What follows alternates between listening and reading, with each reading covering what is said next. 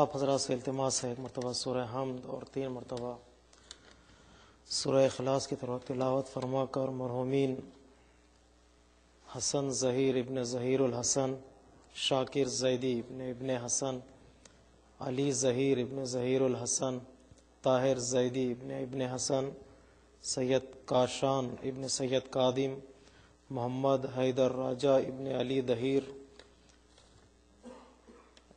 مصباح حسن، محمد صادق، غلام فاطمہ، ارشد علی، اعجاز حسین اور تمام مرحومین کے ارواح کی سال فرما دیں۔ بسم اللہ۔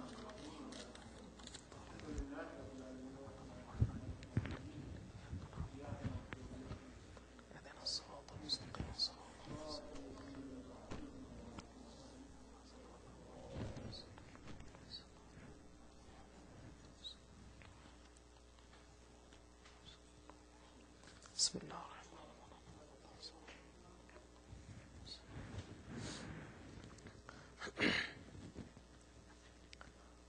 لا حول ولا قوة إلا بالله العلي العظيم۔ أعوذ بالله من الشيطان الرجيم، بسم الله الرحمن الرحيم۔ الحمد لله الذي هدانا لهذا وما كنا لنهتدي لولا أن هدانا الله، لقد جاءت رسل ربنا بالحق، ثم الصلاة والسلام على سيد الأنبياء والمرسلين خاتم النبيين حبيب إله العالمين سيدنا ومولانا بالقاسم محمد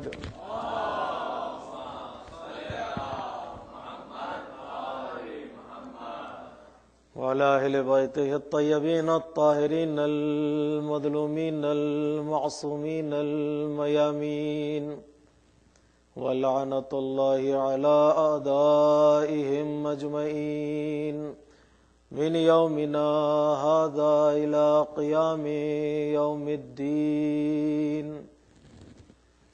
أما بعد، فقد قال الحكيم في كتابه الكريم وقوله الحق، بسم الله الرحمن الرحيم، إنما المؤمنون الذين إذا ذكر الله وجلت قلوبهم وإذا تليت عليهم زادتهم إيمانا وعلى ربهم يتوكلون، الذين يقيمون الصلاة ومما رزقناهم ينفقون، أولئك هم المؤمنون حقا، لهم درجات عند ربهم ومغفرة ورزق کریم۔ صلوات پڑھیں۔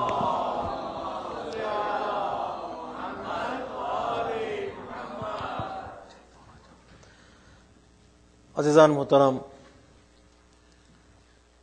آپ حضرات میرے لہجے سے واقف ہیں اور میں آپ کی سماعتوں سے آشنا، تو اس لیے بغیر کسی تمہید اور بغیر کسی مقدمے کے میں اپنے موضوع کا اعلان کروں کہ انشاءاللہ 3 یا 4 مجلسیں جو ہماری ہیں، کوشش کریں گے کہ ان مجالس اعضاء میں ہم کامیاب زندگی کے اصول کے عنوان کے تحت آپ حضرات کی خدمت میں اپنے معروضات کو پیش کرنے کی سعادت حاصل کریں گے کہ ایک کامیاب زندگی کے اصول کیا ہیں اور کس طرح انسان ایک کامیاب زندگی گزار سکتا ہے۔ عام طور سے جو بات ہمارے ذہنوں میں ہے وہ یہ کہ اس دنیا کا تعلق در حقیقت آخرت سے ہے، ہم جو کچھ یہاں کرتے ہیں بعنوان ثواب یا بعنوان جزا ہمیں آخرت میں دیا جائے گا۔ اس بات کا کوئی منکر نہیں ہے کہ ہر عمل کی جزا اچھے عمل یا برے عمل کی سزا کا تعلق آخرت سے ہے، لیکن اس بات سے بھی ہمیں آگاہ ہونا ضروری ہے کہ جو کچھ ہم اس دنیا میں کرتے ہیں، جو عمل انجام دیتے ہیں، اس کا اثر ہماری روزمرہ کی زندگی پر بھی پڑتا ہے۔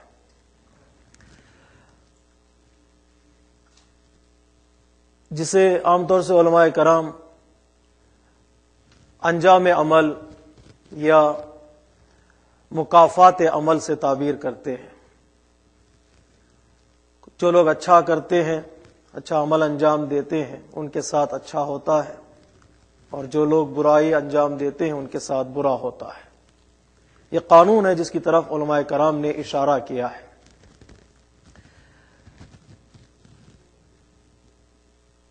کچھ لوگ اسی تصور کی خاطر کہ کہیں ایسا نہ ہو جائے، ہمارے ساتھ برا ہو جائے، تو انہوں نے دین کا دامن چھوڑ دیا، دنیا کی طرف توجہ کی، اور کچھ لوگوں نے دنیا کو چھوڑ کر دین کی طرف رخ کیا۔ اصحاب امام ششم، امام صادق علیہ الصلوۃ والسلام نے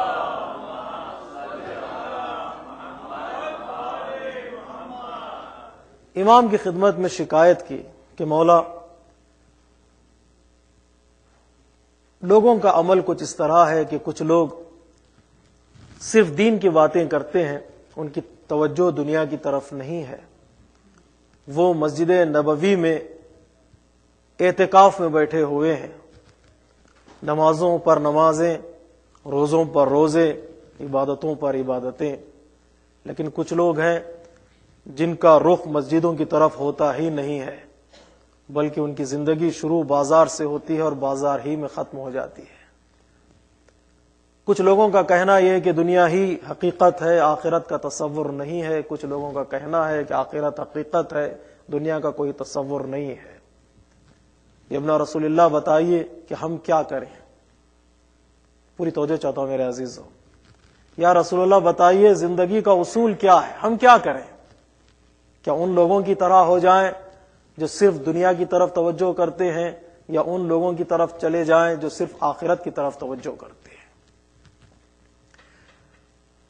چھٹے امام نے ارشاد فرمایا کہ دیکھو، اصول المعاملات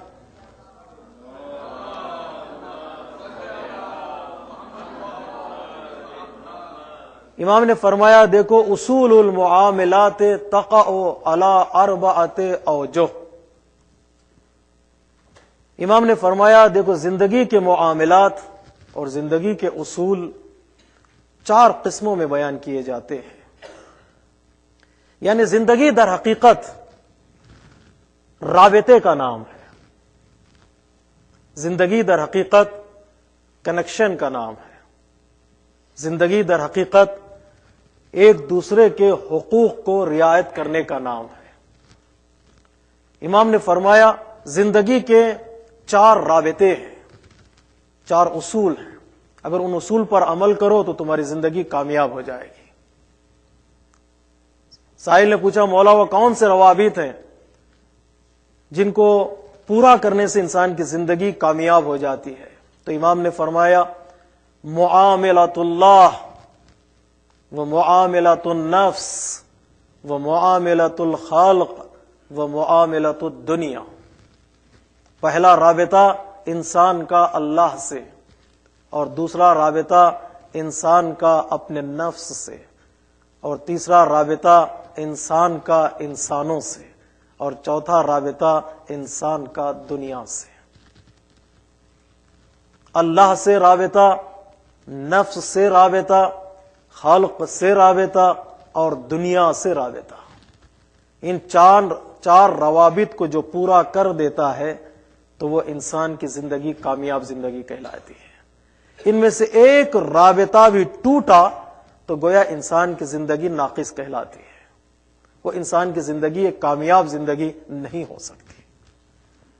صحابی نے بڑھ کر پوچھا 4 روابط ہیں، اللہ کے ساتھ رابطہ، نفس کے ساتھ رابطہ ہمارا، خالق کے ساتھ اور دنیا کے ساتھ، انشاءاللہ کوشش کریں گے ہر مجلس میں ایک رابطے کی تفسیر بیان کریں.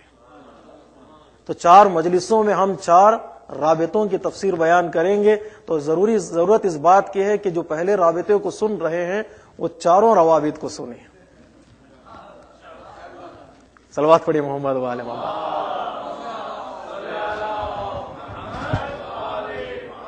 ایک حدیث مکمل ہو جائے, ایک ہی حدیث ہے, دوسری حدیثیں نہیں ہیں درمیان میں, ایک ہی مکمل حدیث ہو جائے جو چھٹے امام سے روایت کی گئی ہے. تو امام نے فرمایا, میں نام نہیں لے رہا ہوں تاکہ سب مل کے صلوات پڑھیں محمد والا.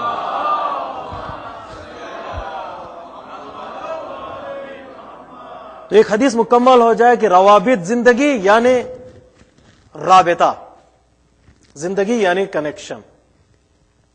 امام نے فرمایا سب سے پہلا رابطہ انسان کا اللہ کے ساتھ ہو, اور ہر رابطے کے 4 اسباب ہیں, 4 وسائل ہیں, 7 اسباب ہیں, 7 وسائل ہیں ہر رابطے کو پورا کرنے کے لیے. جس طرح ایک کنیکشن کے لیے کچھ نمبرز ہوتے ہیں, کچھ ڈیجٹس ہوتے ہیں, جب تک اسے پورا نہیں کرتا انسان اس وقت تک وہ رابطہ نہیں ہو پاتا. امام فرماتے ہیں ہر رابطے کے لیے 7 حقوق کا ادا کرنا بہت ضروری ہے. جب تک ان حقوق کو ادا نہیں کرو گے اس وقت تک تمہارا رابطہ اس سے قائم نہیں ہوتا جس سے تم رابطہ کرنے جا رہے ہو. پوچھا مولا وہ کون سی چیزیں ہیں جس سے رابطہ ہمارا مضبوط ہوتا ہے, مستحکم ہوتا ہے؟ اما معاملۃ اللہ, امام فرماتے ہیں اللہ کے ساتھ جو ہمارا رابطہ ہونا چاہیے اس کے 7 اسباب اور ذرائع ہیں. پہلا ذریعہ اداء حق ہی, اللہ کے ساتھ اپنا رابطہ مضبوط کرنا چاہتے ہو تو سب سے پہلے اللہ کے حق کو ادا کرو. اللہ کا حق کیا ہے؟ قرآن مجید کہتا ہے اللہ کا حق یہ ہے کہ کسی کو اللہ کا شریک قرار نہ دو. جیسے حضرت لقمان نے اپنے بیٹے سے کہا یا بنی لا تشرک باللہ ان الشرک لظلم عظیم. باپ اپنے بیٹے کو اپنے پہلو میں بٹھائے اور بٹھانے کے بعد وصیت کرے, سفارش کرے, نصیحت کرے. اسلام کا اصول یہ ہے کہ زندگی میں روزمرہ زندگی میں آدھا گھنٹہ باپ اپنے بچوں کو دے اسلامی اصول اور اخلاق سکھانے کے لیے. پروردگار عالم نے حضرت لقمان کو, جو حکیم ہے, لقمان حکیم, نبی نہیں ہے, پیغمبر نہیں ہے, رسول نہیں ہے, لیکن ان کی حکمتیں اللہ کو اتنی پسند آئی کہ پروردگار عالم نے قرآن میں ان کی حکمتوں کا ذکر کر دیا. کیا حکمتیں تھیں؟ باپ نے بیٹے کو وصیتیں کی ہیں, کہا بیٹا لا تشرک باللہ ان الشرک لظلم عظیم. دیکھو اللہ, کسی کو اللہ کا شریک نہ قرار دینا, اس لیے کہ شرک سب سے بڑا گناہ ہے, سب سے بڑا گناہ. نہ عقیدے میں شرک, نہ عمل میں شرک, نہ دل میں عقیدے میں کسی اور کو اللہ کا شریک قرار دو, اور نہ عبادتوں میں عمل میں کسی کے سامنے اپنا سر جھکاؤ سوائے اللہ کے. امام نے فرمایا سب سے پہلی چیز جس کے ذریعے سے اللہ کے ساتھ رابطہ مضبوط ہوتا ہے کہ وہ اللہ کے حق کو ادا کرو. دوسری چیز جس کے ذریعے سے رابطہ مضبوط ہوتا ہے, امام فرماتے ہیں وہ حفظ و حد. پوری توجہ چاہتا میرے عزیزو کہ اللہ کے حدود کی حفاظت کرو, حد کی حفاظت کرو. اللہ تبارک و تعالی نے کچھ حدود معین کیے ہیں, ان حدود کی حفاظت کرو. امام سے پوچھا گیا مولا حدود کا مطلب کیا ہے, یہ لمٹس کا مطلب کیا ہے؟ امام نے فرمایا واجبات کو انجام دو, محرمات کے قریب مت جاؤ. 2 سرکل ہیں, 2 دائرے بنائے اللہ نے کہ ایک واجبات سے تمہیں نکلنا نہیں چاہیے اور دوسرے سرکل میں جانا نہیں چاہیے. جو 2 حدود کو رعایت کرتا ہے وہ در حقیقت اللہ کے حق کو ادا کر دیتا ہے. ایک لفظ میں پوچھا سائل نے مولا ایک لفظ میں بتائیے کہ اللہ کے حدود کیا ہیں جس کی ہم رعایت کریں, تو امام نے فرمایا تقوی الہی اختیار کرو تاکہ اللہ کے حدود ادا ہو جائے. وہ رعایت حفظ حد लिमिट्स जो होते हैं उस लिमिट्स को क्रॉस ना करो। अल्लाह ने कुछ लिमिट्स बनाए हैं, कुरान मजीद में कुछ हुदूद बनाए हैं। जैसे कानून की हम पैरवी करते हैं मुआशरे में, कानून की पैरवी से एक कदम आगे बढ़ाएंगे तो हम मुजरिम कहलाएंगे। अल्लाह ने भी कुछ हुदूद बनाए हैं, उन हुदूद से तुम आगे बढ़ोगे तो मुशरिक कहलाओगे। उसके हद की रियायत करो। कितना खूबसूरत जुमला फरमाया मौला कायनात ने नहजुल बलागा में कि अगर परवरदिगार नमाज का हुक्म ना भी देता और बुराइयों से ना भी रोकता, तब भी इंसानियत का तकाजा यह था कि हम सजदे करते और बुराइयों से बचते। अगर ना हुक्म ना भी होता कि नमाज पढ़ो, तब भी हमारी जिम्मेदारी यह थी कि हम नमाज पढ़ते। वो अगर ना कहता बुराइयों से बचो, तब भी हमारी जिम्मेदारी यह थी कि हम अपने आप को बुराइयों से बचाते। इसलिए कि इतनी नेमतें उसकी बारगाह से हम ले चुके हैं, उन नेमतों का हक यह है कि हम इबादतों की तरफ आए। कमतरीन हक अल्लाह के नेमतों के इस्तेमाल का यह है कि उसकी नेमतों को बुराई में इस्तेमाल न करें। कमतरीन हक यह है कि उसकी नेमतों को गुनाह में इस्तेमाल न करें। बहुत बड़ा मुश्किल मरहला यह है। जब कमतरीन मरहले में इतने मुश्किलात हैं तो आखिरीन मरहला क्या होगा। कमतरीन मरहला यह है कि उसकी नेमतों को गुनाह में इस्तेमाल न करें। और तवज्जो करें कि उसके हुदूद क्या है। हुदूद को कोई इंसान पार नहीं कर सकता है। एक लम्हे के लिए भी जर्रा बराबर ख्याल पैदा ना हो कि हुदूद को पार करें। अगर ख्याल में भी कोई बात आ जाए तो उसे तर्क औला कहा जाता है। परवरदिगार ने कहा हमने अनबिया को भी नहीं छोड़ा है। परवरदिगार कहता है हमने नबियों को भी नहीं छोड़ा है कि कहीं ऐसा ना उनके जहन में कोई बात आ जाए। तर्क औला यानी बेहतर चीज को उन्होंने छोड़ दिया, तब भी हमने कहा कि निकल जाओ जन्नत से। तब भी हमने कहा हजरत नूह इतनी दुआ ना करो अपने बेटे के सिलसिले में। तब भी हमने हजरत मूसा से कहा ऐसी बातें मत किया करो। तब भी हमने हजरत ईसा से कहा ये हुदूद के पार करने का जहन में तसव्वुर भी पैदा हो तो उनके साथ नहीं छोड़ेंगे। और बंदे जो अल्लाह के हुदूद को पार करने की कोशिश करते हैं उनके साथ क्या होने वाला है।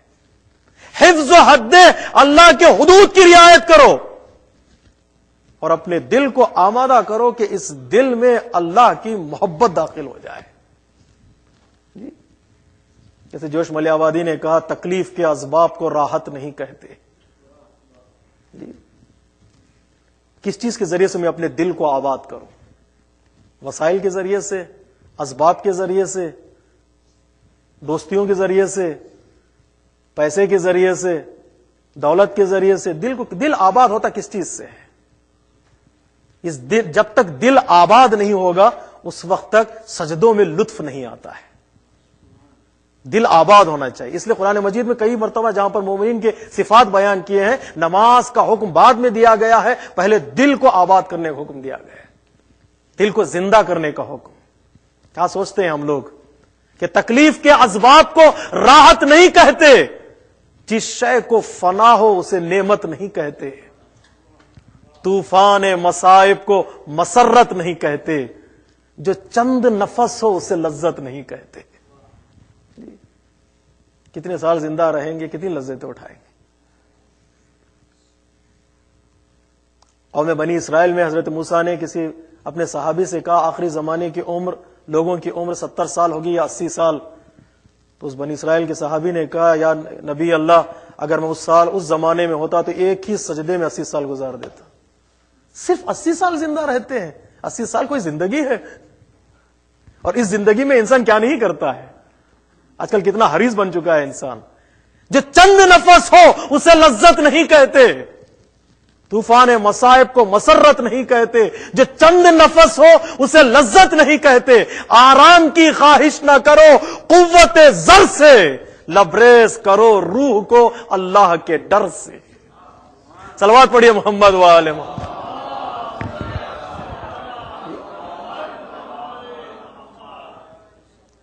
लबरेज करो रूह को अल्लाह के डर से। ये वो हद है जिस हद की इंसान को रियायत करना है। इमाम फरमाते वो हिफ्ज़ हद, ये जो लिमिट है उसे क्रॉस नहीं करना है तुम्हें, चाहे लाख। यहां पर जो मसला पैदा होता है वो तादुल का है। تعادل. اکثر انسان عبادتوں میں، محبتوں میں افراط اور تفریط کا شکار ہو جاتا ہے. پتہ ہے میں اپنا میسج پہنچا پا رہا ہوں کہ نہیں پہنچا پا رہا ہوں آپ کو؟ جی سب مل کے صلوات پڑھے محمد والے.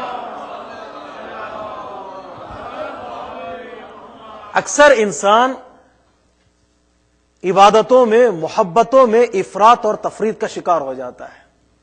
یا حد سے آگے بڑھ جاتا ہے یا پیچھے رہ جاتا ہے. مذہب ہے تعادل اور عبادتوں میں اور محبت میں بیلنس کا نام ہے. دین کہتا ہے دونوں کو بیلنس میں رکھو. کبھی کبھی انسان حد سے بڑھ جاتا ہے، کبھی کبھی انسان حد سے پیچھے رہ جاتا ہے. ایک نیا طالب علم جو اشعار سیکھ رہا تھا لکھنا، شاعر بننے کی کوشش کر رہا تھا، دوسرے شاعر کے پاس لے گیا، مصرے لکھ کر دو کہ دیکھیے یہ دو میرے مصرے کیسے ہیں، میں شاعری کرنا چاہتا ہوں. استاد شاعر نے دیکھا اس کے مصروں کو، کہا ایک مصرا دوسرے مصرے سے بولا تو سنبھل، میں تو حد سے بڑھ گیا تو حد سے چھوٹا ہو گیا. کبھی کبھی مصرے ایسے ہوتے ہیں کہ ایک مصرا حد سے آگے نکل جاتا ہے، دوسرا مصرا اتنا چھوٹا ہو جاتا ہے کہ وہ شعر کے قالب میں ڈھلتا نہیں ہے. اسلام کہتا ہے نہیں، اتنے حد سے نہ نکل جاؤ جو افراط کہلانے لگو، نہ اتنے پیچھے رہ جاؤ کہ کاہل و سست کہلانے لگو. پھر کیا کرو؟ جو قافلہ دین کا چل رہا ہے اس قافلے کے ساتھ ہو جاؤ. دین کا مطلب ہے تعادل. دین کا مطلب ہے عبادتوں میں بھی تعادل اور محبت میں بھی تعادل. ایک رات اتنی عبادت نہ کر ڈالو کہ دوسری رات اٹھ نہ سکو.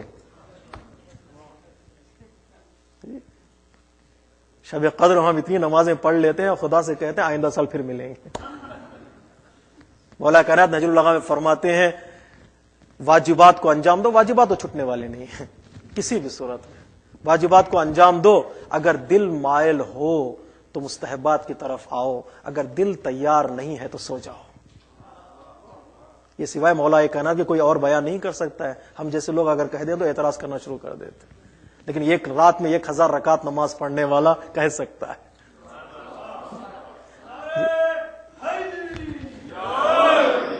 جی اگر دل تیار ہو، آمادہ ہو تو مستحبات کی طرف آؤ، دل تیار نہیں ہے تو سو جاؤ. اس لیے کہ مستحبات یعنی اختیار، واجبات یعنی اجبار. مجبور ہو 17 رکعت پڑھنے کے لیے، لیکن نافلے کی نماز کے لیے تم مجبور نہیں ہو، تمہیں اختیار ہے، پڑھو یا نہ پڑھو. چونکہ اختیار ہے لہذا مستحبات میں ثواب بھی زیادہ ہے. فرض میں ثواب نہیں دیکھا جاتا، فرض کو پورا کیا جاتا ہے، لیکن مستحبات میں ثواب دیکھا جاتا ہے. کیوں؟ اس لیے کہ مستحبات اختیار میں داخل ہوتے ہیں. جہاں اختیار میں داخل ہوتے ہیں وہاں ثواب بھی بڑھ جاتا ہے. جو رات کی تاریکی میں کھڑے ہو کر 11 رکعت نماز پڑھتا ہے اس کا ثواب بے حساب ہے. پروردگار میں دن میں پڑھتا ہوں، واجب نماز ادا کرتا ہوں، آواز قدرت آئے کہ واجب تو سب کو ادا کرنا ہے، لیکن سب کے درمیان ایک آدمی کھڑا ہو کر واجبات کے ساتھ مستحبات نمازیں انجام دے رہا ہے تو میں عزت اس کے حوالے کر دیتا ہوں. عزت اس کے حوالے کر دیتا ہوں. کیوں؟ اس لیے کہ یہ اختیار سے، اپنے اختیار سے کھڑا ہو رہا ہے. تو کہتے ہیں اختیار میں ثواب زیادہ، اجبار میں ثواب کم ہے. اب ہم سے کبھی سوال نہ کرنا زیارت امام حسین علیہ السلام میں اتنا کیوں ثواب رکھا گیا ہے جو 70 حج کے برابر ہو گیا ہے. اس لیے رکھا گیا کہ یہ اختیار ہے کہ انسان مستحب کو اختیار سے انجام دے رہا ہے، اپنے دل کو آمادہ کر رہا ہے اس عبادت کے لیے. جب دل آمادہ ہو جاتا ہے اس کے اعمال نامے میں ثواب لکھے چلے جاتے ہیں. صلوات پڑھیے محمد وآل محمد.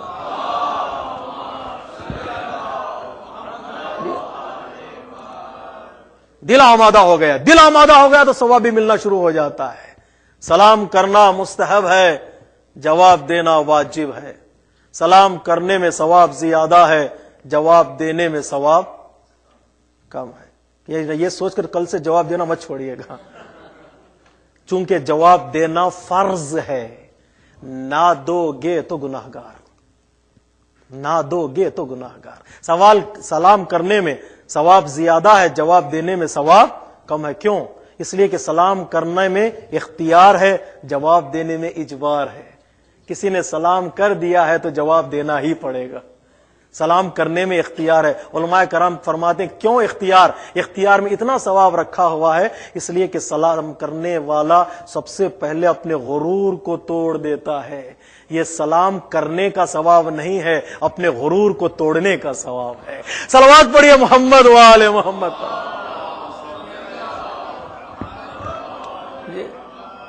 سلام کرنے کا ثواب نہیں، اپنے غرور کو توڑنے کا ثواب. اکثر لوگ یہی کہتے ہیں کہ میں اس کو سلام کروں،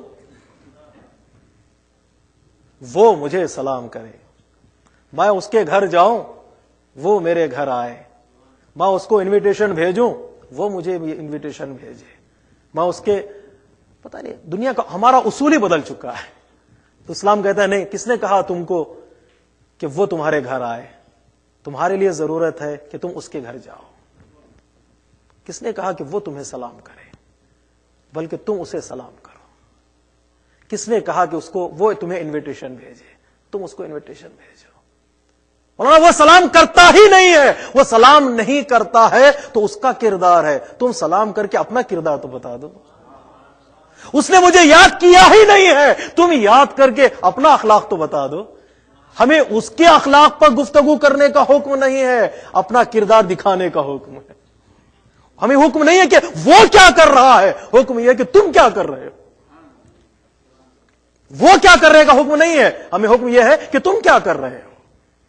میں سلام کروں چاہے وہ سلام کا جواب دے یا نہ دے، وہ مجھے بلائے یا نہ بلائے. اس لیے خوبصورت جملہ فرمایا کسی بزرگ نے، اتحاد کا مطلب یہ نہیں ہے کہ وہ میرے گھر آئے، اتحاد کا مطلب یہ ہے کہ میں اس کے گھر جاؤں.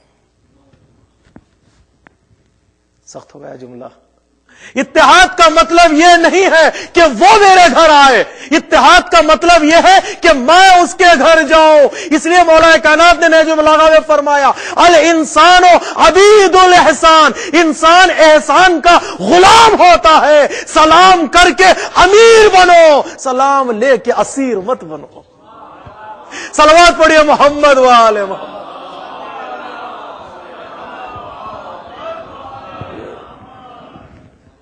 ہماری گفتگو دوسری طرف جا رہی ہے. سلام کر کے امیر بنو. جو احسان کرتا ہے وہ امیر ہوتا ہے، جو احسان لیتا ہے وہ اسیر ہو جاتا ہے. مستحبات میں امیری ہے، سلام کر کے امیر بن جاؤ. پیغمبر اسلام خرتی مطبت حضرت محمد مصطفیٰ صلی اللہ علیہ وآلہ نے ایک مرتبہ شیطان کو دیکھا. شیطان بڑا کمزور ہو چکا ہے، ناتوان، دبلا پتلا سا ہو گیا. آج کے زمانے میں ہوتے تو ہم یہی پوچھتے اسے تو ڈیٹنگ تو نہیں چل رہی. شیطان کو دیکھا بڑا کمزور ہے. پیغمبر اسلام نے پوچھا کیا ہوا؟ بڑا کمزور ہے. تو شیطان نے کہا تمہاری امت کے اعمال کی وجہ سے. پیغمبر اسلام نے پوچھا بتا میرے امت کے وہ کون سے اعمال ہیں تجھے کمزور بنا رہے؟ شیطان کہتا ہے کہ یا رسول اللہ جب بھی تمہاری امت کے لوگ ایک دوسرے سے ملتے ہیں تو سلام کرتے ہیں، جب جدا ہوتے ہیں تو مصافحہ کرتے ہیں. سلام محبت کو بڑھا دیتا ہے، مصافحہ کینوں کو نکال دیتا ہے. جب ہاتھ سے ہاتھ ملتے ہیں تو کینے ختم ہو جاتے ہیں. سلام محبتوں کو بڑھا دیتا ہے، مصافحہ کینوں کو نکال دیتا ہے. اور جب بھی کوئی کام کرتے ہیں تو بسم اللہ کہتے ہیں. اب کسی سے وعدہ کرتے ہیں تو انشاءاللہ کہتے ہیں. اور جب گناہ کو دیکھتے ہیں تو استغفر اللہ کہتے ہیں. اور جب آپ کا نام آتا ہے تو صلوات پڑھ دیتے ہیں.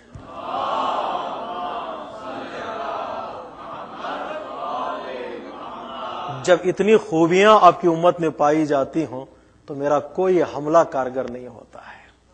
جس قوم میں سلام ہو، مصافحہ ہو، بسم اللہ ہو، استغفر اللہ اور درود ہو، اس قوم پر شیطان حملہ کر ہی نہیں سکتا ہے، کر ہی نہیں سکتا ہے. ایک پیش بینی والا کردار ہوتا ہے. جب مسلمان کو دیکھتا ہے سلام کر دیتا ہے. کیا کرتا ہے سلام؟ یعنی سلام علیکم. مومن بھائی دوسرے بھائی سے کہتا ہے سلام علیکم. اس کا مطلب یہ ہے کہ وہ اعلان کر دیتا ہے کہ میں تیرے سلامتی کا خواہاں ہوں. اب اس کے بعد میں نہ غیبت کروں گا، نہ جھوٹ بولوں گا، نہ تہمت لگاؤں گا، اس لیے ہر وہ کام جو تیری سلامتی کو نقصان پہنچائے وہ میں نہیں کروں گا.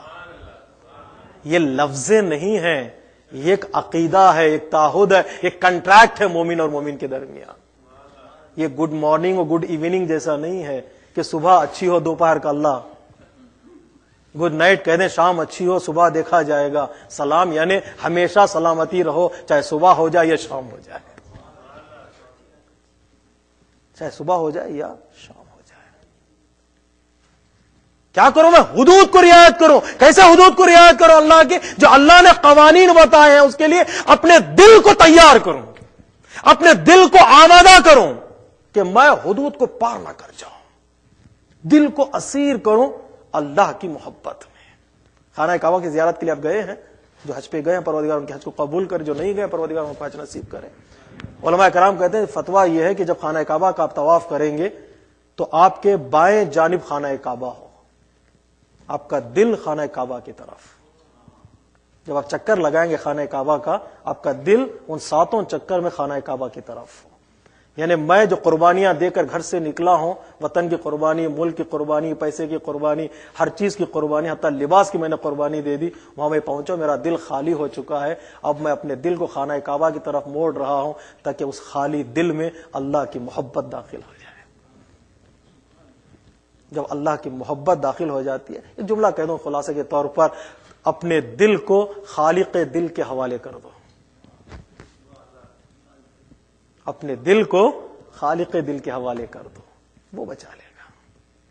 ہمیشہ میں بچنے کی کوشش کروں، ممکن ہے گمراہ ہو جاؤں، بہتر یہ ہے کہ بعض موقع پر میں اپنے دل کو اللہ کے حوالے کر دوں. پروردگار کہاں بچنا ہے مجھے نہیں معلوم، تو بچا لے. کون سی دعائیں مانگنا ہے مجھے نہیں معلوم، تو عطا کر دے. یہ وہ چیزیں، وہ کمالات ہیں جب انسان اپنے دل کو اللہ کے حوالے کر دو، حدود کی رعایت کرے. آیت اللہ بہشتی، اللہ مغفرت کرے، بزرگ انسان جو شہید ہو چکے ہیں، جرمن گئے تعلیم حاصل کرنے کے لیے. اپنے دوست کے ساتھ گاڑی میں بیٹھے ہوئے تھے تو ٹریفک لائٹ پر دوست رک گیا، ٹریفک لائٹ کو توڑ کر جانے لگا. آیت اللہ بہشتی نے کہا رک جاؤ، قانون کا احترام کرو. تو دوست نے کہا آقا آپ تو نظام کے دشمن ہیں، آپ اس نظام کو آپ مانتے ہی نہیں ہیں. پوری توجہ چاہتا ہوں میرے عزیز، خوبصورت جملہ دیکھیے گا. آپ تو اس نظام کو مانتے ہی نہیں، آپ نظام کے دشمن ہیں. آیت اللہ بہشتی نے کہا میں نظام کا دشمن ہوں، نظم کا دشمن نہیں ہوں. میں گورنمنٹ کا دشمن ہوں لیکن سسٹم کا دشمن نہیں، قانون کا دشمن نہیں ہوں، نظم کا دشمن نہیں ہوں. نظم کی رعایت کرنے کا معنی ہی تقویٰ ہے، نظم کے ساتھ چلنے کا معنی ہی تقویٰ ہے. جن کی زندگیوں میں نظم نہیں پایا جاتا ان کی زندگی میں تقویٰ بھی نہیں ہے، ان کی زندگی میں تقویٰ بھی نہیں ہے. نظم اپنی زندگی میں لے آئے. کس طرح میں اپنے نظم کو لے آؤں؟ وہ حفظ حد. پہلا طریقہ رابطہ کا اللہ کی بارگاہ میں وہ یہ کہ انسان اس کے حق کو ادا کرے، اور دوسرا طریقہ ذریعہ اللہ کے رابطوں کو مضبوط کرنے کے لیے انسان اس کے حدود کی رعایت کرے، لمٹس کو پار نہ کرے. اگر ایک مرتبہ لمٹس کو پار کر دیا بہت مشکل ہے کہ انسان لوٹ کر آ جائے، جبکہ اللہ ہمارا بہت کریم و بہت رحیم ہے. تیسری چیز جس کے ذریعے سے میں اللہ کے ساتھ اپنے رابطے کو مضبوط کر سکتا ہوں، وہ صبر علی بلائے، مصیبتوں پر صبر. مصیبتوں پر شکوہ کرنا آسان ہے، مصیبتوں پر صبر کرنا مشکل ہے. لیکن یہ وہ مشکل کام ہے جو انسان انجام دے دیتا ہے تو پروردگار کہتا ہے میں تمہارے ساتھ ہوں. ان اللہ مع الصابرین، پروردگار صبر کرنے والوں کے ساتھ ہے. چند لمحے میں صبر کر لوں تو وہ میرے ساتھ ہو جاتا ہے. چند مصیبتوں کے بدلے میں اگر میں صبر کر لوں وہ میرے ساتھ ہو جاتا ہے. جس کے ساتھ اللہ ہو جاتا ہے اسے کوئی دنیا کی طاقت اسے ہرا سکتی ہے. جی، جس کے ساتھ اللہ ہو جائے دنیا کی طاقت اسے کوئی بھی ختم کر سکتی ہے؟ کبھی ختم نہیں کر سکتی. دیکھیے ایمان اگر وہ طاقت کا نام ہے، مصیبتوں پر صبر کر لینا اور ایمان کے دائرے میں داخل ہونا وہ طاقت ہے جس طاقت کے بعد کسی اور طاقت کی ضرورت نہیں. ہمارے علماء نے کہا ہے کہ ہمیں مہلک ہتھیار بنانے کی ضرورت نہیں ہے. کیوں بنانے کی ضرورت نہیں ہے؟ اس لیے بنانے کی ضرورت نہیں ہے جس قوم کے پاس ایمان جیسا اسلحہ ہو انہیں کسی اور ہتھیار کی ضرورت نہیں ہوتی ہے، نہیں ہوتی ہے. مہلک ہتھیار جس سے قومیں تباہ ہو جائے، ہمیں بنانے کی ضرورت نہیں ہے. ایمان ہی ہتھیار ہے، سب سے بڑا ہتھیار ہے. سب سے بڑا ہتھیار ہو انسان کے پاس اور اس کے پیروں میں مضبوطی نہ ہو، وہ ہتھیار لے کر کیا کریں گے؟ ہتھیار لے کر کیا کریں گے؟ اس لیے علامہ اقبال نے کہا، افراد کے ہاتھوں میں ہے اقوام کی تقدیر، ہر فرد ہے ملت کے مقدر کا ستارہ. ہر فرد ہے، فرد کہاں ہے؟ آپ سب کے سب رہبر ہیں. آج ہوتے تو علامہ اقبال شاید شعر کو بدل دیتے. ہر فرد ہے ملت کے مقدر کا ستارہ، دی ہاتھ سے دے کر اگر آزاد ہو ملت، ہے ایسی تجارت میں مسلمان کا خسارہ. دی ہاتھ سے دے کر اگر آزاد ہو ملت، ہے ایسی تجارت میں مسلمان کا خسارہ. تقدیر امم کیا ہے کوئی کہہ نہیں سکتا، مومن کی فراست ہو تو کافی ہے اشارہ. تقدیر امم کیا ہے کوئی کہہ نہیں سکتا، مومن کی فراست ہو تو کافی ہے اشارہ. اللہ کو پامردی مومن پر بھروسہ، ابلیس کو یورپ کے مشینوں کا سہارا. صلوات پڑھیے محمد و آل محمد.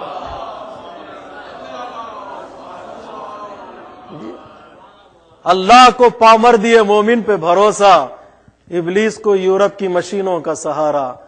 نئے نئے پیسے دے کر پرانے ہتھیار خرید لیے، صرف ایک خیالی ڈر کہیں ایسا نہ ہو جائے کہ وہ حملہ کر دے. اللہ اکبر. ہماری طاقت کے لیے بس اتنا کافی ہے کہ دشمن سوچ کے بھی ڈر رہا ہے. صلوات پڑھیے محمد و آل محمد.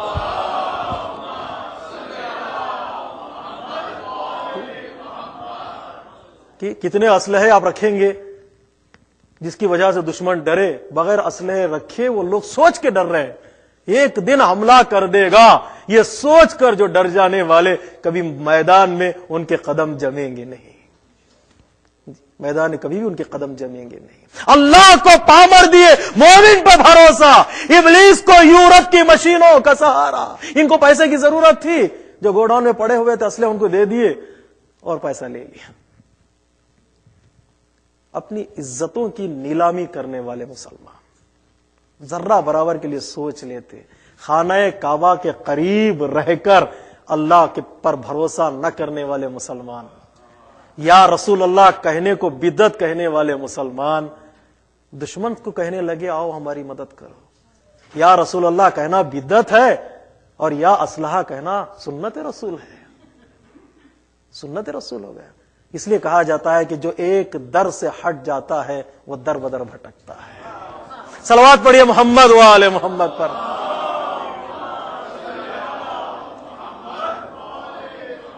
پیغام سن لیجئے گا، اللہ کو پاور دیے مومن پہ بھروسہ، ابلیس کو یورپ کی مشینوں کا سہارا.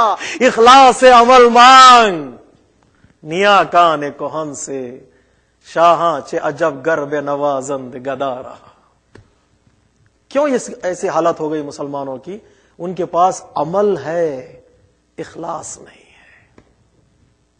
کیا مانگے مولا کائنات کے دروازے پر کھڑے ہو کر؟ کیا مانگے ہم اور وہ کیا مانگے اللہ کے دروازے پر کھڑے ہو کر؟ علامہ اقبال کرے اخلاص سے عمل مانگو، وہ تمہیں دے دیں گے. اگر عمل چھوٹا بھی ہو اس میں اخلاص شامل ہو جائے تو اتنا بڑا ہو جاتا ہے کہ اللہ کہتا ہے کہ اس کے مقابل میں تمہیں جنت دینے کے لیے تیار ہوں.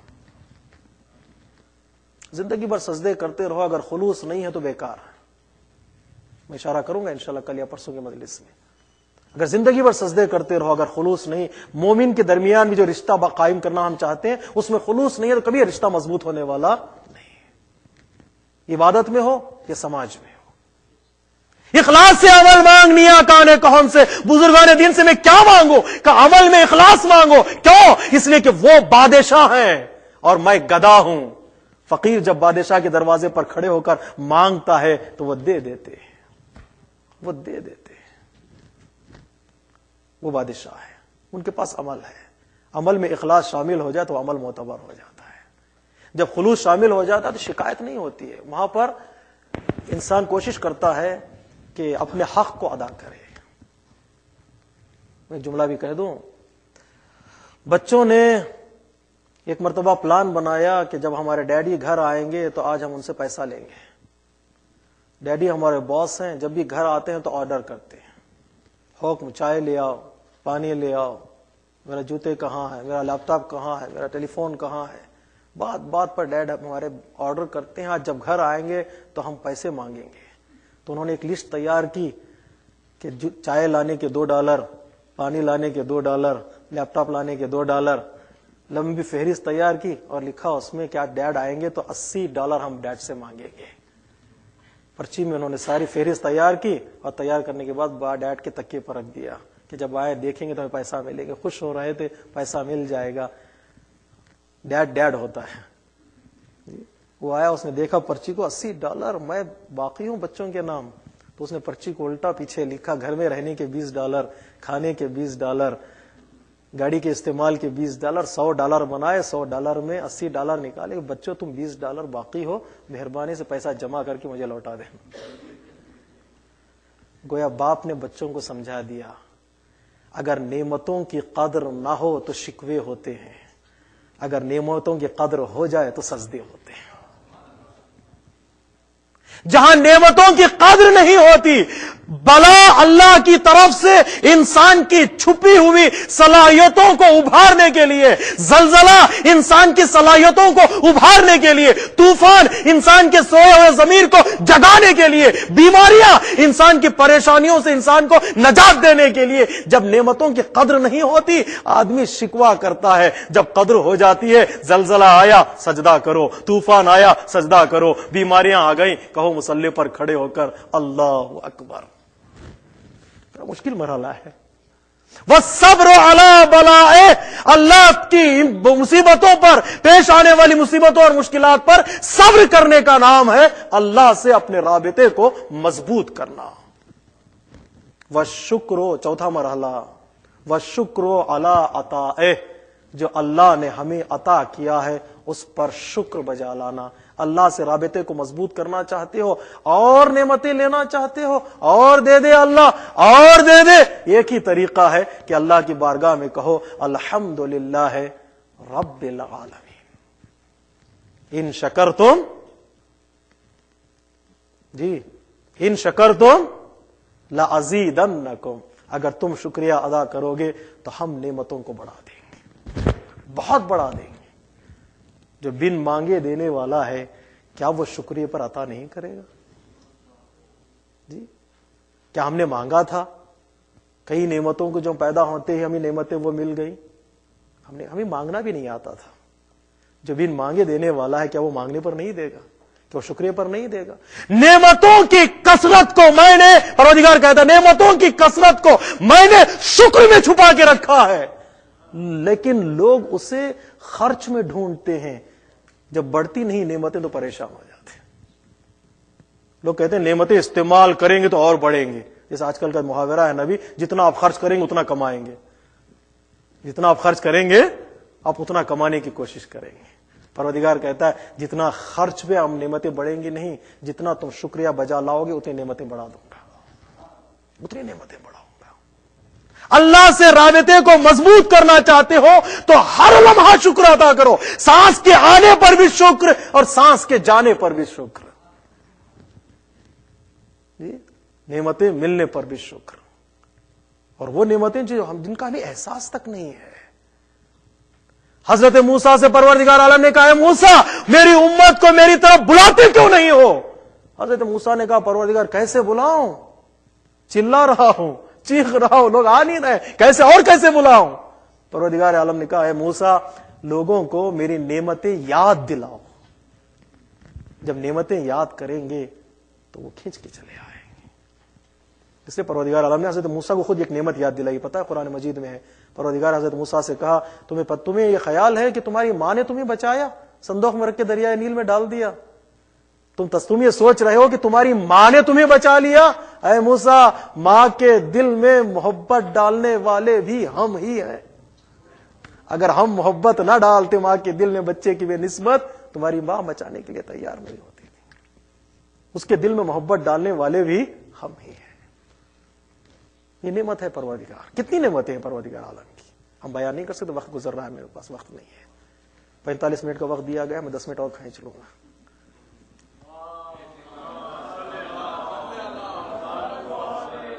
تو کیا کرو اللہ سے رابطے کو مضبوط کرنے کے لیے؟ اس کی نعمتوں پر شکریہ ادا کروں. جتنا شکریہ ادا کرتا چلا جاؤں گا میرا رشتہ اور میرا رابطہ اللہ سے دن ب دن مضبوط ہوتا چلا جائے گا. اور ایک ذریعہ جس کے ذریعے سے میں اپنے رابطے کو اللہ کی بارگاہ میں مضبوط کر سکتا ہوں، والرضا بقضائہ، میں راضی رہوں اس کے ہر کام پر راضی رہوں. والرضا علی قضائہ. جابر بن عبداللہ انصاری سے امام نے پوچھا تمہیں اس دنیا سے کیا پسند ہے؟ جابر بن عبداللہ انصاری نے کہا مولا یہ حالت میری ہو گئی ہے، جوانی سے زیادہ میں بڑھاپا پسند کرتا ہوں، تندرستی سے زیادہ بیماری پسند کرتا ہوں، امیری سے زیادہ فقیری پسند کرتا ہوں. اب یہ دنیا میں رہا کیا ہے؟ بوڑھے ہو گئے ہیں، بیمار ہو گئے ہیں، ہاتھ خالی ہیں. فقیری اچھی چیز ہے، بڑھاپا جس حالت میں آدمی اسی حالت کو اچھا سمجھے تو وہ زندہ رہتا ہے، ورنہ مر جائے گا. جی جو عمر بڑھتی چلی جاتی ہے آدمی کم پر راضی ہونا شروع ہو جاتا ہے. جی جو عمر بڑھتی ہے، دنیا خدا کی طرف سے ایک نعمت ہے بندے کے لیے. معلوم سب سے بڑی نعمت کیا ہے؟ یہ کہ انسان بھول جاتا ہے. بہت سی چیزوں کو جو بھول جاتا ہے انسان، اللہ کی طرف سے ایک نعمت ہے. اور دوسری نعمت یہ ہے کہ جو عمر بڑھتی چلی جاتی ہے آدمی کم پر کمپرومائز کرنے کی کوشش کرے گا. پہلے جوانی میں جوانوں کے ساتھ اپنے آپ کو مقابلہ کرے گا، ارے اس کے دیکھو وہ جوانی کیسی ہے، اپنے آپ کو ڈھالنے کی کوشش کرے گا. جو جوانی بڑھتی چلی جائے گی اور دوسروں کو دیکھتا چلا جائے گا، ارے نہیں میں تو اس سے بہتر ہوں، میں تو اس سے بہتر ہوں. جب 70 سال کے ہو گئے کیا میں اس سے بہتر ہوں، وہ تو اٹھ نہیں پا رہا، میں تو اٹھ رہا ہوں. کم پر راضی ہونا شروع ہو جائے گا. اسی طرح جب وہ موت کے لیے بھی تیار ہو جائے. اس لیے کہا جاتا ہے کہ مومن جب تک موت کے لیے آمادہ نہیں ہوتا اس وقت تک اسے موت نہیں آتی. آمادہ ہو جائے گا، کم پر راضی ہونا شروع ہو جائے گا. تو نعمتوں کی طرف بلائے، کتنی نعمتیں ہمیں اللہ نے دی ہے. ایک بھولاپا یہ بھی ایک نعمت ہے، اور کم پر راضی ہو جانا یہ بھی ایک نعمت ہے. تو اب جابر بن عبداللہ انصاری نے کہا مجھے فقیری پسند ہے، بیماری پسند ہے، بڑھاپا پسند ہے. امام نے فرمایا اے جابر بہت اچھے، تجھ کو اللہ تمہیں دے رہا ہے اس پر راضی تم ہو رہے ہو، لیکن تمہیں اور ہم میں فرق یہ ہے کہ کم از کم تم دو چیزوں میں سے ایک کو سلیکٹ کرنے کا اختیار تو رکھتے ہو. لیکن ہماری حالت یہ ہے کہ وہ جس حالت میں رکھے اس حالت میں ہم راضی ہیں. وہ جس حالت میں رکھے اس حالت میں راضی. امیری یا فقیری، تم نے فقیری کو چن لیا، تم نے اپنا نفس کم از کم وہاں پر شامل کیا. میں فقیری کو چن لیتا ہوں. امام نے کہا ہے جابر تم میں ہم میں فرق یہ ہے کہ تم نے چن لیا ایک چیز کو، ہم نے انتخاب کا اختیار بھی اللہ کو دے دیا ہے. پروردگار میرے لیے وہ دے دینا جو تو مصلحت سمجھتا ہے. بڑھاپا اور جوانی جو چیز تیری مصلحت میں وہ ہے وہ مجھے دے دینا. اللہ سے رابطے کو مضبوط کرنے کے لیے جو رشتہ جو ذریعہ ہے وہ یہ کہ انسان کوشش کرے کہ اس کے ہر قدر قضاء و قدر پر راضی ہو جائے. گفتگو مشکل ہو گئی، معافی چاہتا ہوں. چھٹی چیز جس کی وجہ سے انسان اپنے رابطے کو اللہ کی بارگاہ میں مضبوط کر سکتا ہے وہ ہے تعظیم و حرمتہ. تعظیم و حرمتہ، اللہ کی عزت اور احترام کا خیال، جو ہمارے معاشرے میں کم نظر آتا ہے. اللہ کو ماننا اور ہے، اللہ کی عزت اور احترام کرنا اور ہے. چوتھے امام سے کسی نے مطالبہ کیا مولا کچھ پیسہ آپ باقی ہمیں دے دیجئے. صلی اللہ علیہ وسلم.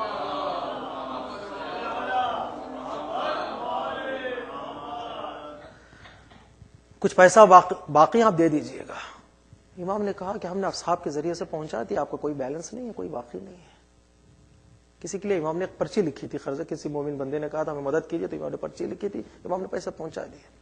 اس نے کہا نہیں مولا آپ باقی ہم وہی پیسہ دے دیجیے. امام نے فرمایا ہم لوٹا چکے ہیں.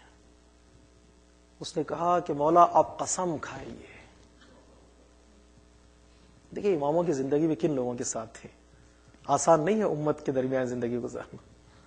جی جنگ صفین میں خوارج نے کہا مولا علی سے مولا آپ توبہ کیجیے. خون کے آنسو روئے گا انسان اگر ان جملات کو پڑھتا ہے کہ مولا آپ توبہ کیجیے. امام نے فرمایا تم مجھے امتی سمجھتے ہو، میں تمہارا امام ہوں. تم ایک امتی کی طرح میرے ساتھ برخورد کر رہے ہو، میں تمہارا امام ہوں. تمہارے امت میں رہنے کا مطلب یہ نہیں ہے کہ میں امتی ہو گیا ہوں، میں تمہارا رہبر ہوں. مولا قسم کھائیے آپ کہ آپ نے پیسہ پہنچا دیا ہے. کس کی قسم کھاؤ؟ کہ اللہ کی قسم کھاؤ. امام نے کہا اپنے صاحب سے جو پیسہ اس کو دے دو، لوٹا دو اس کو پیسہ.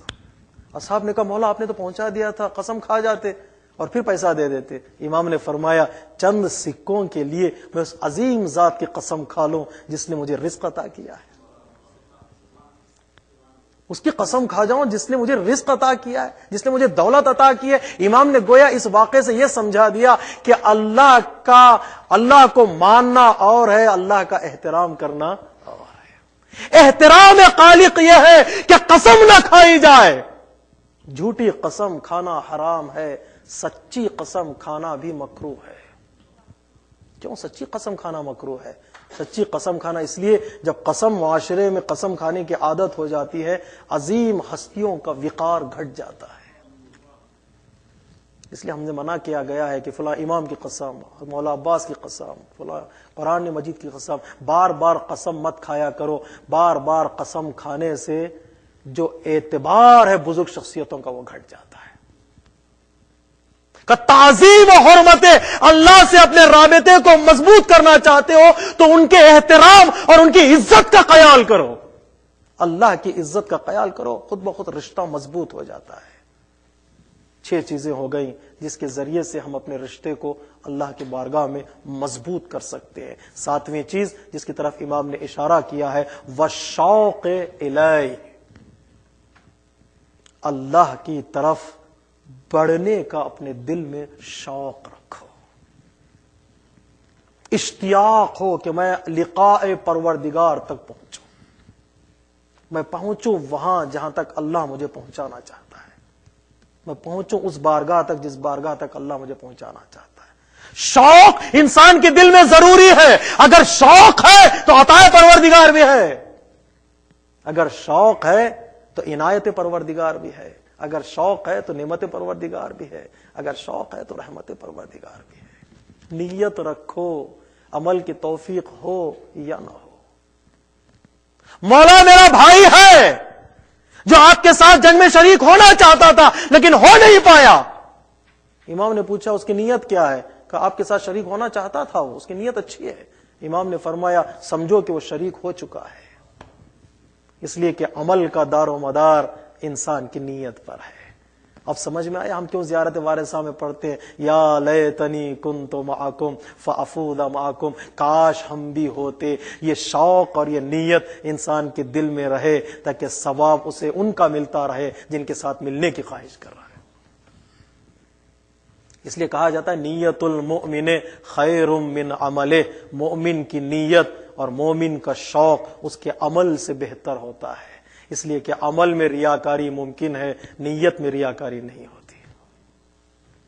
وَالشَّوْقِ إِلَيْهِ، اشتیاق رکھے اپنے دل میں مجھے ملنا ہے بارگاہ پروردگار، اس وقت تک پہنچنا ہے جہاں تک پروردگار ہمیں پہنچانا چاہتا ہے۔ جنت کا شوق، کوثر کا شوق، بزرگان دین سے ملنے کا شوق، وَالشَّوْقِ إِلَيْهِ، کہ وہ شوق انسان کے اندر پیدا ہو جائے۔ کتنی خوبصورت حدیث ہے پیغمبر اسلام کی، کچھ لوگوں کے دل میں شوق جنت ہے لیکن کچھ لوگوں کے شوق میں جنت ہے۔ کچھ لوگ چاہ رہے ہیں کہ وہ جنت تک پہنچ جائے، جنت یہ چاہ رہی ہے کہ کچھ لوگ جنت میں آ جائے۔ اپنے کردار کو اتنا بلند کرو کہ جنت تمہارا انتظار کرے، جنت تمہارا انتظار۔ والشوق الیہ، پروردگار عالم گفتگو کرنا چاہ رہا ہے کس سے؟ حضرت موسیٰ سے، حضرت ابراہیم سے، ہمارے آخری نبی سے گفتگو کرنا چاہ رہا ہے پروردگار۔ میرے حبیب کیوں مجھ سے بات کرنے نہیں آتے؟ اے موسیٰ تو کئی دن ہو گئے تم آئے نہیں کوہ طور پر بات کرنے کے لیے۔ اے ابراہیم کیا ہوا تم مجھ سے گفتگو کرنا نہیں چاہتے؟ پروردگار بات کرنا چاہ رہا ہے، کیوں؟ ان لوگوں کے اندر گفتگو کا شوق ہے اللہ کی بارگاہ میں۔ جب شوق معراج کی منزلیں طے کرنے لگتا ہے تو پروردگار اپنے حبیب کو خود معراج پر بلا لیتا ہے۔ تم کہاں بیٹھو؟ زمین پر؟ اے حبیب آ جاؤ، معراج کی منزلیں طے کرو، ہم گفتگو کرنا چاہتے ہیں۔ صلوات پڑھیے محمد و آل محمد۔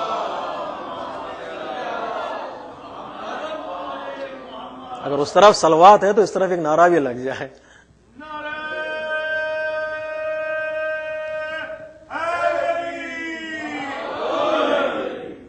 شوق انسان کے اندر ہو، اللہ دعائیں کرے، عظیم دعائیں کرے، انہی دعاؤں کے ساتھ انسان کے اندر وہ شوق پیدا ہوتا ہے۔ ہمیں تاکید کی کہ جب بھی دعا کرو تو دعا میں کنجوسی نہ کرو،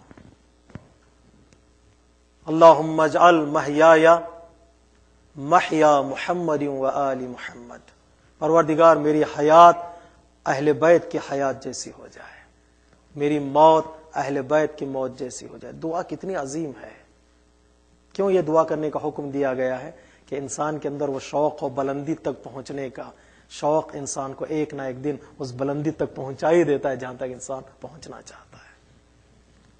تو اپنے رابطے کو اللہ کی بارگاہ میں مضبوط کرنا چاہتے ہو تو اس کے حق کو ادا کرو، اس کی حد کا احترام کرو، اس کے امتحانات پر صبر کرو، اس کی نعمتوں کا شکر ادا کرو اور اس کی عزت کا خیال کرو اور اس کی قضاء و قدر پر راضی ہو جاؤ اور اس کے منزل تک پہنچنے کے لیے اپنے دل میں شوق رکھو. جس کے اندر یہ 7 ذریعے پائے جاتے ہیں اس کا رشتہ اللہ کی بارگاہ میں مضبوط ہو جاتا ہے. چلیے ہم نے اللہ کی بارگاہ میں اپنے رشتے کو ہم مضبوط کریں. اس لیے مکے سے نکلتے وقت امام حسین نے فرمایا تھا میں جا رہا ہوں کربلا کی طرف، جو اللہ سے ملاقات کرنا چاہتا ہے وہ میرے ساتھ آئے. کہ کہیں ایسا نہ ہو جائے کہ لوگ غنیمت کے چکر میں، دولت کے چکر میں، حکومت کے چکر میں امام کے ساتھ ہو جائے. امام نے فرمایا میں نکل رہا ہوں کربلا کی طرف، جس کے اندر شوق ہے اللہ سے ملنے کا وہ میرے ساتھ آئے. انہی لوگوں کو امام نے ساتھ لیا جن لوگوں کے اندر وہ اشتیاق پایا جاتا تھا شہادت کا. یہ نہیں کہ وہاں پہنچو گے تو تم بچ جاؤ گے، کبھی حسین نے یہ نہیں کہا. امام نے کہا کہ جب وہاں پہنچو گے تو تم شہید ہو جاؤ گے. ابن عباس، عبداللہ بن زبیر، ابن عمر نے کہا مولا فلاں ملک چلے جائیے، فلاں شہر چلے جائیے، اس طرح بچیے، اس طرح بچیے. امام نے مسکرا کر کہا تم بچنے کے راستے بتا رہے ہو، میں دین بچانے کے راستے ڈھونڈ رہا ہوں. تم یہ کہہ رہے ہو کہ میں کیسے بچوں، میں یہ سوچ رہا ہوں کہ کیسے بچاؤں، دین کو کیسے بچاؤں. امام نے صاف طور پر یہ شوق تمہارے اندر ہے تو اللہ سے رابطہ مضبوط کرنا چاہتے ہو تو آؤ دشت کربلا میں دیکھو کہ امام حسین علیہ الصلوۃ والسلام نے ایک دن میں کیسے اللہ کے حقوق کو ادا کیا، کیسے اللہ کے مرض کا احترام کیا، کیسے اللہ کی عزت کا خیال کیا، کس طرح بلاؤں پر صبر کیا، کس طرح نعمتوں پر شکر ادا کیا. آنکھوں سے آنسو جاری ضرور تھے لیکن زبان پہ شکوہ نہیں آیا. جو عصر عاشور قریب آتا چلا گیا حسین کے چہرے کا نور کھلتا چلا گیا، اس لیے کہ وہ منزل قریب ہو رہی تھی جس منزل سے حسین اپنے رب سے ملنے والے تھے. آخری سجدے میں بھی حسین نے یہ کہا فاغث یا غیاث المستغیث. آخری سجدے میں بھی حسین نے وہ اعتماد، وہ مضبوط رشتہ کیسے قائم ہو گیا حسین کے دل میں، حسین اور اللہ کے درمیان. وہ انہی ذرائع کے ذریعے سے حسین نے ہر منزل امتحان کو کامیابی سے سر کیا. تلواروں اور نیزوں کے سائے میں سجدہ کیا. محراب کا سجدہ اور ہے، میدان کا سجدہ اور ہے، سائے کا سجدہ اور ہے، مختل کا سجدہ اور ہے، چھاؤں میں سجدہ کرنا اور ہے، تیروں کے سائے میں سجدہ کرنا اور ہے. تہے شمشیر سجدہ اور کتنا معتبر سجدہ، بتاؤ بے نیاز کیا اعتبار بندگی آیا. فرشتوں نے کہا تھا پروردگار ایسے کو کیوں زمین پر بھیج رہا ہے، انسان کو خلیفہ بنا کر وہ زمین پر خون ریزی برپا کرے گا. دشت کربلا میں امام نے سجدہ کر کے تہے شمشیر فرشتوں سے کہا آسمانوں پر عرش کے قریب سجدہ کرنا اور ہے، مختل میں تہے شمشیر سجدہ کرنا اور ہے. تہے شمشیر سجدہ اور کتنا معتبر سجدہ، بتاؤ بے نیاز کیا اعتبار بندگی آیا. اس ایک سجدے کی تفسیر جس نے زندگی بھر سجدوں سے کی اس ذات کا نام ہے سجاد. امام کو دفن کرنے کے بعد کربلا سے رخصت ہوتے وقت امام نے رومال میں کربلا کی خاک کو اٹھایا. زینب کبریٰ نے پوچھا یہ خاک کس لیے بیٹا؟ سید سجاد نے فرمایا پھوپھی اماں اس پر میں سجدہ کرنا چاہتا ہوں. یہ خاک کربلا ہے، یہ خاک خون شہدا ہے، اس پر سجدہ کرنے سے انسان کی عبادت مقبول بھی ہوتی ہے اور شہادت یاد بھی رہتی ہے. کس لیے حسین نے اس خاک پر قربانیاں دی ہیں، وہ قربانیاں یاد بھی رہتی ہے. سید سجاد نے اس خاک کو اٹھایا، اس خاک پر سجدے کیے، کتنے سجدے کیے، اور نام اور لقب بن گیا سجاد۔ اتنے سجدے کیے کہ اگر کوئی نعمتیں ملتی تو سجدہ کرتے، اگر مصیبت نازل ہوتی تب بھی سجدہ کرتے، مومنین آپس میں مل جاتے تو سجدہ کرتے، بارش کا نزول ہوتا تو سجدہ کرتے۔ کتنے سجدے! ارے مصیبتوں کے بعد اگر دوسرا کوئی ہوتا تو وہ خدا کو بھلا دیتا، لیکن سید سجاد نے اتنے سجدے کیے زندان کو مسجد میں بدل دیا۔ اتنے سجدے کیے کہ زندان مسجد میں بدل گئی، کہ سید سجاد نے سجدے کیے۔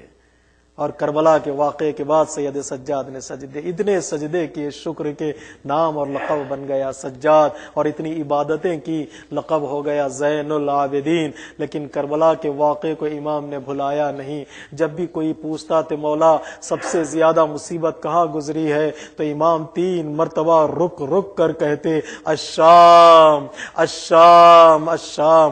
امام نے کربلا کی مصیبت کو نہیں پڑھا، جب بھی امام نے مصائب کو پڑھا ہے وہ شام کے مصائب کو پڑھا ہے۔ کیوں؟ اس لیے کہ کربلا میدان اختیار تھا، ہر شہید نے اپنی جان قربان کر دی اور وہ شہید ہو گیا۔ لیکن کربلا کے بعد بیویاں بے مقنا و چادر، کبھی کربلا سے کوفہ اور کوفے سے شام، کبھی کوفے کا بازار، کبھی کوفے کا دربار، کبھی شام کا بازار اور کبھی شام کا دربار، بے مقنا و چادر۔ اور سید سجاد ہاتھ میں ہتھکڑیاں، پیروں میں بیڑیاں، گلے میں خاردار توق، اتنا غریب میرا امام کہ بہن کے رخسار پر ظالم تماچے لگاتا، بہن رخ کر کے بھائی کا چہرہ دیکھتی اور کہتی بھیا مجھے بچا لو، لیکن بھائی زندہ ہے جو بہن کو بچا نہیں سکتا۔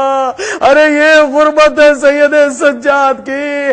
ارے بازار شام میں جب سہل ساعدی نے پوچھا مولا بتائیے میں کیا خدمت کر سکتا ہوں، سید سجاد کو اپنی مصیبت یاد نہیں آئی، بہنوں کی بے ردائی یاد آئی، پھوپھیوں کی بے مغنا و چادری یاد آئی، اگر کچھ کپڑے کا انتظام ہو جائے تو میرے اس پھوپھی اماں کے سر پر چادر کا کام کر دے۔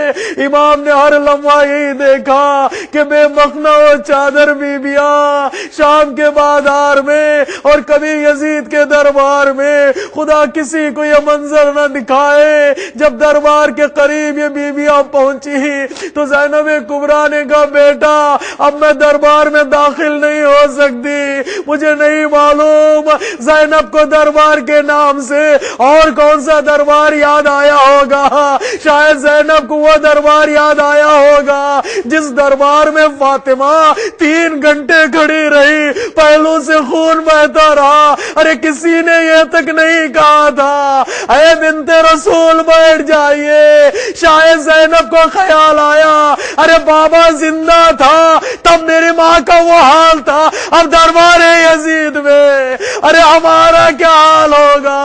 700 کرسی نشی سید سجاد، ہاتھوں میں ہتھکڑیاں، واہ غربتا، واہ مصیبتا، واہ مظلوما، الا لعنت اللہ علی القوم الظالمین۔ سيعلم الذين ظلموا أي منقلب ينقلبون۔ السلام عليك يا أبا عبد الله وعلى الأرواح التي حلت بفنائك، عليك مني سلام الله أبدا ما بقيت وبقي الليل والنهار، ولا جعله الله آخر العهد مني لزيارتكم۔ السلام على الحسين وعلى علي بن الحسين وعلى أولاد الحسين وعلى صحاب الحسين ماتم حسین۔ 4 رابطے ہیں، 4 اصول ہیں، اگر ان اصول پر عمل کرو تو تمہاری زندگی کامیاب ہو جائے گی۔ سائل نے پوچھا مولا وہ کون سے روابط ہیں جن کو پورا کرنے سے انسان کی زندگی کامیاب ہو جاتی ہے؟ تو امام نے فرمایا معاملۃ اللہ و معاملۃ النفس و معاملۃ الخالق و معاملۃ الدنیا۔ پہلا رابطہ انسان کا اللہ سے، اور دوسرا رابطہ انسان کا اپنے نفس سے، اور تیسرا رابطہ انسان کا انسانوں سے، اور چوتھا رابطہ انسان کا دنیا سے۔ اللہ سے رابطہ، نفس سے رابطہ، خالق سے رابطہ اور دنیا سے رابطہ۔ ان چار روابط کو جو پورا کر دیتا ہے تو وہ انسان کی زندگی کامیاب زندگی کہلاتی ہے۔ ان میں سے ایک رابطہ بھی ٹوٹا تو گویا انسان کی زندگی ناقص کہلاتی ہے، وہ انسان کی زندگی ایک کامیاب زندگی نہیں ہو سکتی۔ صحابی نے بڑھ کر پوچھا، 4 روابط ہیں، اللہ کے ساتھ رابطہ، نفس کے ساتھ رابطہ ہمارا، خالق کے ساتھ اور دنیا کے ساتھ۔ انشاءاللہ کوشش کریں گے ہر مجلس میں ایک رابطے کی تفسیر بیان کریں۔ تو 4 مجلسوں میں ہم 4 رابطوں کی تفسیر بیان کریں گے، تو ضرورت اس بات کی ہے کہ جو پہلے رابطے کو سن رہے ہیں وہ 4 روابط کو سنیں۔ صلوات پڑھیں محمد و آل محمد۔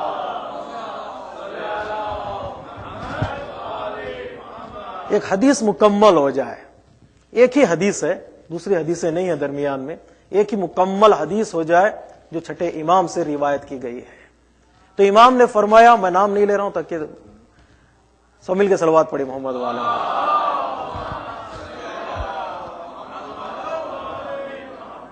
تو ایک حدیث مکمل ہو جائے، امام صادق علیہ الصلوۃ والسلام نے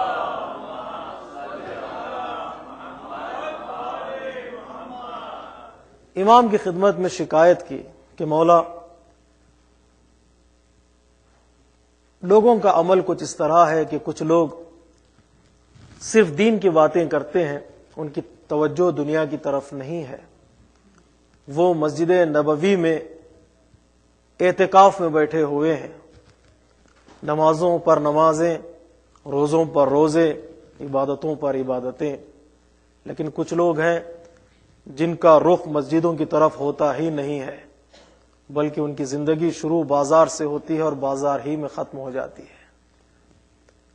کچھ لوگوں کا کہنا یہ ہے کہ دنیا ہی حقیقت ہے، آخرت کا تصور نہیں ہے، کچھ لوگوں کا کہنا ہے کہ آخرت حقیقت ہے، دنیا کا کوئی تصور نہیں ہے۔ یہ ابن رسول اللہ بتائیے کہ ہم کیا کریں؟ پوری توجہ چاہتا ہوں میرے عزیزوں۔ یا رسول اللہ بتائیے زندگی کا اصول کیا ہے، ہم کیا کریں؟ کیا ان لوگوں کی طرح ہو جائیں جو صرف دنیا کی طرف توجہ کرتے ہیں، یا ان لوگوں کی طرف چلے جائیں جو صرف آخرت کی طرف توجہ کرتے ہیں؟ چھٹے امام نے ارشاد فرمایا کہ دیکھو، اصول المعاملات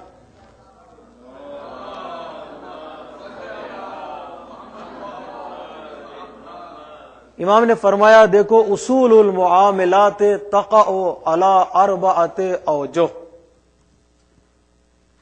امام نے فرمایا دیکھو، زندگی کے معاملات اور زندگی کے اصول 4 قسموں میں بیان کیے جاتے ہیں۔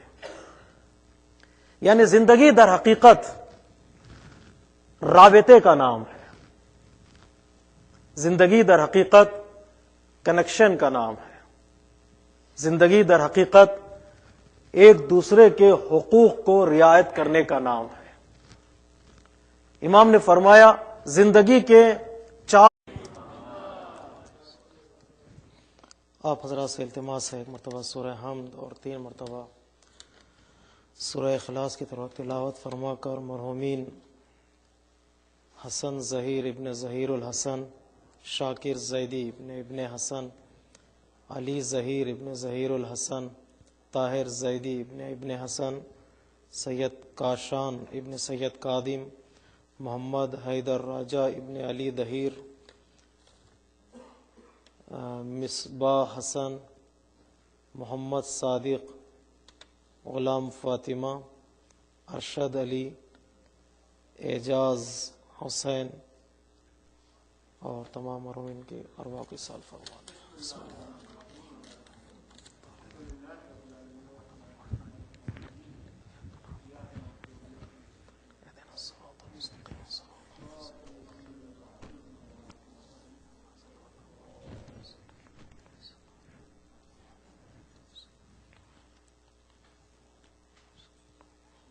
بسم اللہ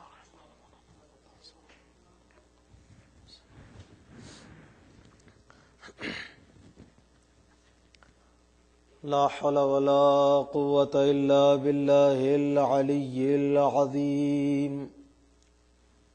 أعوذ بالله من الشيطان الرجيم. بسم الله الرحمن الرحيم. الحمد لله الذي هدانا لهذا وما كنا لنهتدي لولا أن هدانا الله لقد جاءت رسل ربنا بالحق ثم الصلاة والسلام على سيد الأنبياء والمرسلين خاتم النبيين حبیب الہ العالمین سیدنا و مولانا بالقاسم محمد. زندگی کے اصول کے عنوان کے تحت آپ حضرات کی خدمت میں اپنے معروضات کو پیش کرنے کی سعادت حاصل کریں گے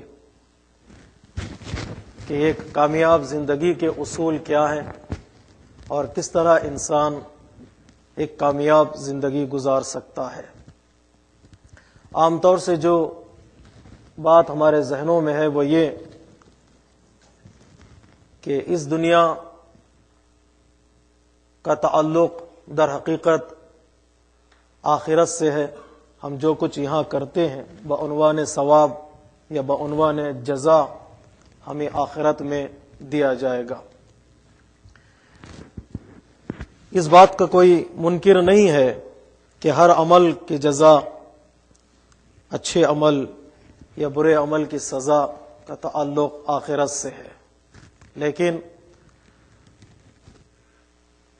اس بات سے بھی ہمیں آگاہ ہونا ضروری ہے کہ جو کچھ ہم اس دنیا میں کرتے ہیں، جو عمل انجام دیتے ہیں، اس کا اثر ہماری روزمرہ کی زندگی پر بھی پڑتا ہے.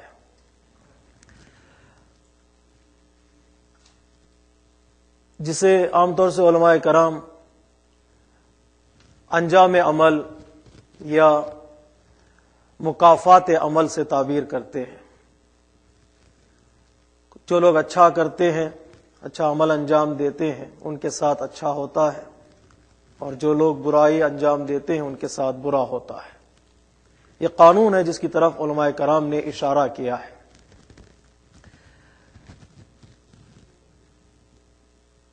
کچھ لوگ اسی تصور کی خاطر کہ کہیں ایسا نہ ہو جائے ہمارے ساتھ برا ہو جائے تو انہوں نے دین کا دامن چھوڑ دیا، دنیا کی طرف توجہ کی، اور کچھ لوگوں نے دنیا کو چھوڑ کر دین کی طرف رخ کیا. اصحاب امام ششو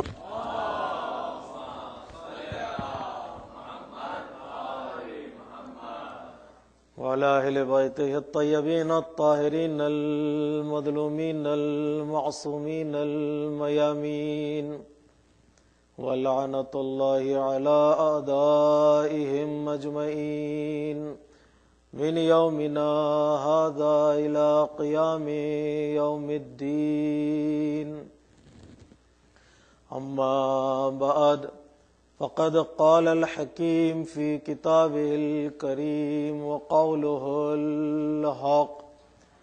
بسم الله الرحمن الرحيم.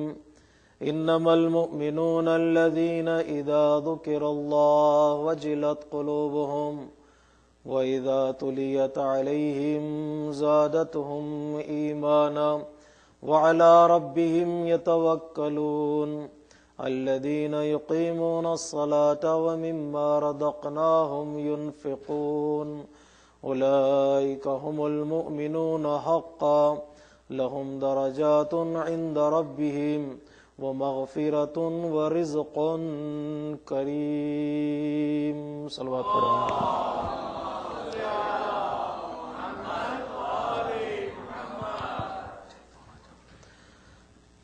عزیزان محترم،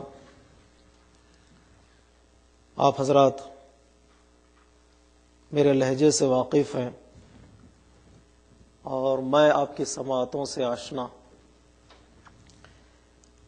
تو اس لیے بغیر کسی تمہید اور بغیر کسی مقدمے کے میں اپنے موضوع کا اعلان کروں کہ انشاءاللہ